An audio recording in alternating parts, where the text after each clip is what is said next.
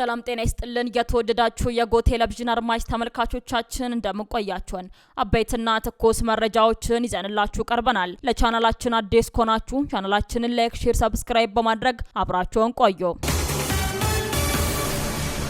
የትግራይ ጊዜያዊ አስተዳደር ፕሬዝዳንት ሌተናል ጀነራል ታደሰ ወረደ ትላንት ምሽት ወደ አዲስ አበባ መግባታቸው ተሰምቷል። ጀነራል ታደሰ ወረደ የጊዜያዊ አስተዳደሩን ልዑካን ቡድን አስከትለው ወደ አዲስ አበባ ያቀኑት በአንዳንድ አጠቃላይ ጉዳዮች ዙሪያ ከፌዴራል መንግስቱ ባለስልጣናት ጋር ለመወያየት እንደሆነም የጊዜያዊ አስተዳደሩ ፕሬዝዳንት ጽሕፈት ቤት ማምሻውን በማህበራዊ ትስስር ገጹ ባሰራጨው መረጃ ላይ አስታውቋል።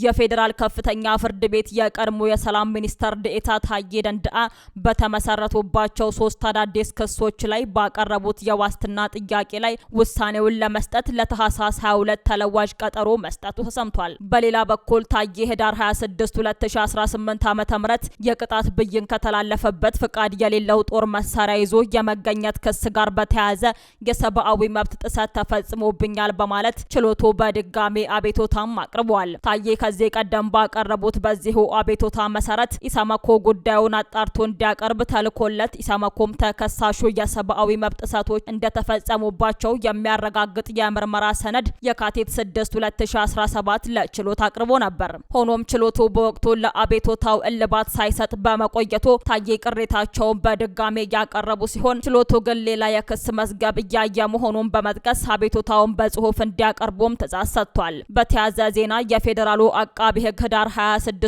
የችሎት ውሎ ወቅት ታዬ ሆርን ኮንቨርሴሽን ከተሰኘ የበይነ መረብ ጣቢያ ጋር ባደረጉት ቃለ ምልልስ ከፍተኛ የህዝብ ድጋፍ አግኝተውበታል እንዳልኩ ተደርጎ በመገናኛ ብዙሃን አማካኝነት ለብዙ የተዛባ መረጃ ተሰራጭቶብኛል የሚል ቅሬታም አቅርበዋል።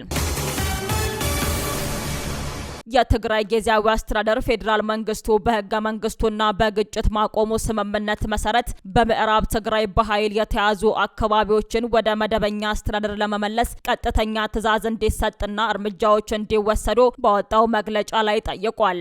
ጊዜያዊ አስተዳደሩ የስምምነቱ አደራዳሪዎችና የዓለም አቀፍ ማህበረሰብ የአፍሪካ ህብረትና የአሜሪካ መንግስት ተደራዳሪዎች በስምምነቱ ጥሰት ላይ ዝም ማለት እንደሌለባቸውና ተፈናቃዮች ወደ ቀያቸው እስኪመለሱ ጫና ማድረግና የሰብአዊ እርዳታ ማቅረብ እንደሚገባቸውም ገልጿል። ጊዜያዊ አስተዳደሩ አያይዞም በኃይል የተያዘ አካባቢ በምንም አይነት ኃይል ሊቀጥል አይችልም ሲሉ ተናግረዋል።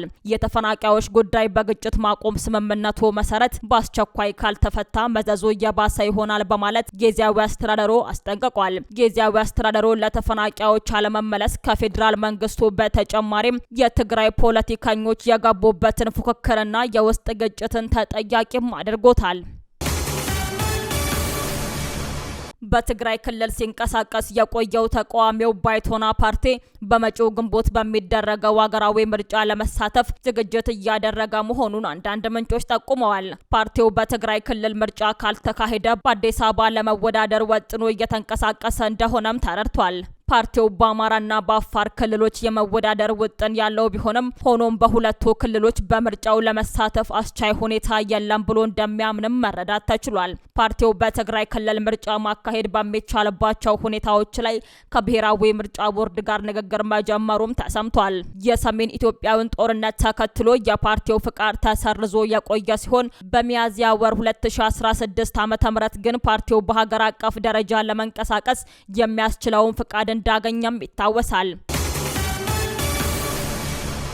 ባለፉት ተከታታይ ቀናት በጋምቤላ ክልል በተፈጸሙ ጥቃቶች የጋምቤላ ከተማ የፖሊስ አዛዥን ጨምሮ ሌሎች ሰዎች መገደላቸውን የክልሉ ከፍተኛ ባለስልጣናት ተናግረዋል። ካለፈው ሳምንት ወዲህ በዋና ከተማዋ ጋምቤላና በክልሉ የተለያዩ አካባቢዎች ውስጥ በሚፈጸሙ ጥሰቶች የተነሳ አለመረጋጋት መፈጠሩን ነዋሪዎች ገልጸዋል። የክልሉ ባለስልጣናትም ሆኑ ነዋሪዎች ማንነታቸውን በውል ያልገለጿቸው ታጣቂዎች በፈጸሟቸው ጥቃቶች የጸጥታ አባላትና ሰላማዊ ሰዎች መገደላቸውን እንዲሁም የነዋሪዎች የዕለት ተዕለት መደበኛ እንቅስቃሴ መስተጓጎሉን ቢቢሲ ያናገራቸው ነዋሪዎች ተናግረዋል። የክልሉ ዋና ከተማ የፖሊስ አዛዥ በተፈጸመባቸው ጥቃት ህይወታቸው ማለፉን የክልሉ ርዕሰ መስተዳደር ወይዘሮ አለሚቶ ኡሙድና ምክትላቸው ዶክተር ጋትዋ ክሮን ተናግረዋል።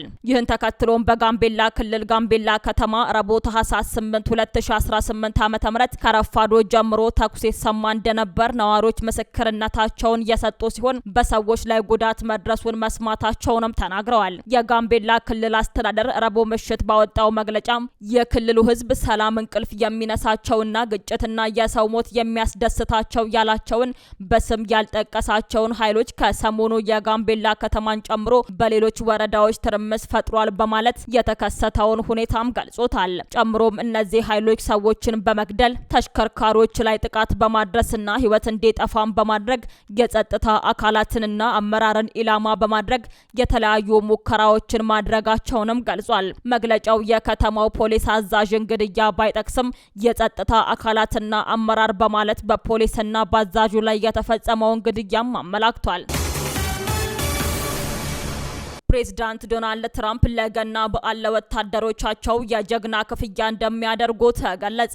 የዩናይትድ ስቴትስ ፕሬዝዳንት ዶናልድ ትራምፕ $1776 የጀግና ክፍያ ለማድረግ ቃል መግባታቸው ተሰምቷል። ለ1.45 ሚሊዮን የአሜሪካ ወታደሮች የሚደረገው ክፍያ የተወሰነው ገንዘብ የተገኘው ከታሪፍ መሆኑንም አስታውቀዋል። ረቡዕ ምሽት ለሀገራቸው ሕዝብ በቴሌቪዥን መልእክት ያስተላለፉት ትራምፕ ቼኩ ወጥቷል ብለው ክፍያው ለገና በዓል እንደሚደርስ ስም ተናግረዋል። ትራምፕ በመጣኔ ሀብትና በስደተኞች ጉዳይ እስካሁን ያሉትን የዘረዘሩ ሲሆን ዲሞክራቶችን ደግሞ ክፉኛ ሲነቅፉም ተሰምተዋል። ጠንከር ያለ ንግግር ያሰሙት ፕሬዝዳንቱ አሜሪካ የተሻለ መንገድ ላይ እንዳለች ደጋግሞ ሲናገሩም ተሰምተዋል። ትራምፕ የሸቀጣ ሸቀጥ ዋጋ እየቀነሰ ይመጣል ቢሎም አሜሪካውያንን በቤት ዋጋ፣ በህፃናት ዕቃና በጤና ጉዳይ ደስተኛ እንዳልሆኑ መረጃዎች ያሳያሉ።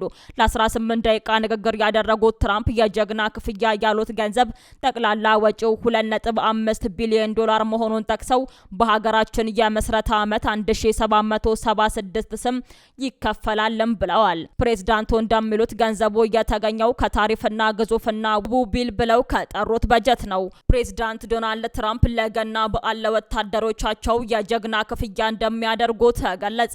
የዩናይትድ ስቴትስ ፕሬዝዳንት ዶናልድ ትራምፕ $1776 የጀግና ክፍያ ለማድረግ ቃል መግባታቸው ተሰምቷል። ለ1.45 ሚሊዮን የአሜሪካ ወታደሮች የሚደረገው ክፍያ የተወሰነው ገንዘብ የተገኘው ከታሪፍ መሆኑንም አስታውቀዋል። ረቡዕ ምሽት ለሀገራቸው ሕዝብ በቴሌቪዥን መልእክት ያስተላለፉት ትራምፕ ቼኩ ወጥቷል ብለው ክፍያው ለገና በዓል እንደሚደርስም ተናግረዋል። ትራምፕ በመጣኔ ሀብትና በስደተኞች ጉዳይ እስካሁን ያሉትን የዘረዘሩ ሲሆን ዲሞክራቶችን ደግሞ ክፉኛ ሲነቅፉም ተሰምተዋል። ጠንከር ያለ ንግግር ያሰሙት ፕሬዝዳንቱ አሜሪካ የተሻለ መንገድ ላይ እንዳለች ደጋግሞ ሲናገሩም ተሰምተዋል። ትራምፕ የሸቀጣ ሸቀጥ ዋጋ እየቀነሰ ይመጣል ቢሎም አሜሪካውያንን በቤት ዋጋ፣ በህፃናት ዕቃና በጤና ጉዳይ ደስተኛ እንዳልሆኑ መረጃዎች ያሳያሉ። ለ18 ደቂቃ ንግግር ያደረጉት ትራምፕ የጀግና ክፍያ ያሉት ገንዘብ ጠቅላላ ወጪው $2.5 ቢሊዮን መሆኑን ጠቅሰው በሀገራችን የመስረታ ዓመት 1776 ስም ይከፈላልም ብለዋል። ፕሬዝዳንቱ እንደሚሉት ገንዘቡ የተገኘው ከታሪፍና ግዙፍና ውቡ ቢል ብለው ከጠሩት በጀት ነው። ውድ አድማጭ ተመልካቾቻችን ለሰዓቱ ያዘጋጀንላችሁ መረጃዎቻችን እነዚህን ይመስሉ ነበር። አብራችሁን ስለነበራችሁ ከልብ እናመሰግናለን። በያላችሁበት ሰላም ቆዩን።